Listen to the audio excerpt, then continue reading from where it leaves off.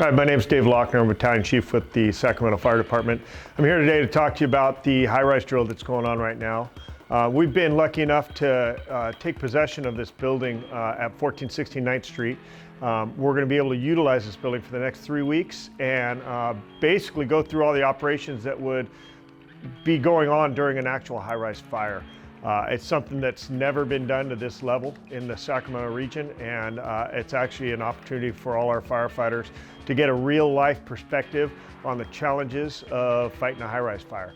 We're going to be going anywhere from using forcible entry doors, which will be completely smoked out in this area, so it's a big challenge for crews to actually learn how to force a door when they can't see what they're doing. Under those circumstances, it's an extremely challenging task. So once they get this open, crews with hose lines are going to be coming through and pushing their hose in search of the fire. So as we get into this section of our prop, crews are going to be coming in here with their 2.5 hose line, searching for the seat of the fire. We have heat sources, heaters mounted up on walls that will basically show up in their tick when they're scanning a room. They scan low, medium, high, find that heat source, and that's the direction we advise them they're supposed to travel when they're looking for the seat of the fire. So as they come towards the heat source and come around this corner, they're going to see the glowing light up there, which signifies the first fire in the prop. And at this point, we expect them to go ahead and open their hose lines and get a knockdown on that first fire. As crews get the knockdown on the first fire, they now have to figure out what their next objective is. They're going to move forward and search for extension. So as they move forward, they're going to push the hose line through this doorway and come around the corner, and they're going to find an additional fire right here. Again, they're going to be able to open their hose lines, knock down this fire, and then once again move forward and around this corner into this small room right here where there's one additional fire. Once again, they're going to have to open their hose line to get a knockdown on it. At this point now, we've created a new challenge for each of the crews that are coming into this. They have to now back the hose line out, and backing out the 2.5 is a huge challenge, just trying to move the weight and the large amount of hose. So as a crew, they'll have to work to push the hose line back enough so that they can move it into this room right here and proceed towards our final fire on this floor.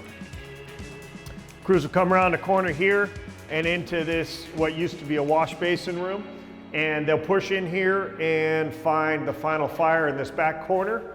And once they reach this fire, they've pretty much met the objectives for the first hose line. One component of fighting a high-rise fire that we really wanted to get some crews involved with is the actual search aspect of it. We were lucky enough to have all these cubicles in here in this office space that we can smoke out and have crews wander through and try and find the best way to actually search each one of these cubicles, which is a huge challenge. In my career, I've never had the opportunity to even try to do something like this in an area that is, this is perfect for searching. Extremely challenging, extremely large, and just a very difficult scenario for crews to get through. We're on the floor below the fire right here, and this is where crews are going to come up. They're going to lay their hose line down and prepare to charge it. The standpipe right here is the pipe they're going to be hooking to. The crews actually have an opportunity to charge this, to flow the water and actually flush the system, and then they'll hook up their hose lines and set the pressures. So crews will actually be able to flow their water through here while somebody else on their team is setting the pressure and getting them ready to go.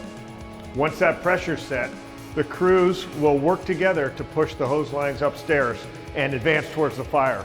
So a group of 4, 5, 6, maybe even up to 8 will start working together to push that hose, which is a huge challenge to get that much weight and that much hose up these stairs.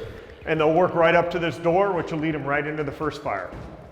My name is Robert Ross. I'm the Operations Chief for the Sacramento Fire Department Community Emergency Response Team. We're out here of the high-rise drill for Sacramento Fire Department. We're acting as victims and heat signatures for the firefighters. And our job is to give the firefighters a little bit of realistic interactions. And so with their thermal imaging devices, it's a way for them to actually see heat signatures. We also act as actual victims for the firefighters. So we had a little bit of distraction. We try to act as if it was an actual civilian that was caught in the fire. And this helps make the drill for the fire department a lot more realistic. And it actually gives them, again, some live people to interact with instead of just mannequins.